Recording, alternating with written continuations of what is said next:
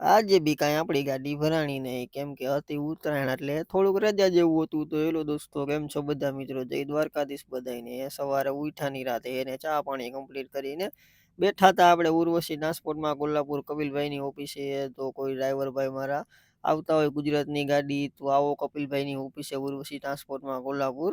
આ બાજુ હોય કોલ્હાપુર, સાંગલી તો તમારે ત્યાંથી ગુજરાતનો માલ ગમે ઈ ભરાઈ જાય. પાર્કિંગ બાર્કિંગની સુવિધા એ બાજુમાં, હોટલ બોટલની સુવિધા એ કાંઈ ઉપાધિ જેવું છે નહીં. તો અવશ્ય આવો કપિલભાઈની ઓફિસે. તો કેપ્શનમાં નંબર એના નાખેલા, તો કોન્ટેક કરો. તો પછી થઈ ગયા બપોર ને આપણે આવી ગયા જમવા માટે. અને જમી કારવીને નિરાંતે ઘડીક બેઠા અને વળી પાછી બપોરે 2 કલાક સૂઈ ગયા અને પાછા ઉઠ્યા અને આવી ગયા ચા પાણી પીવા માટે.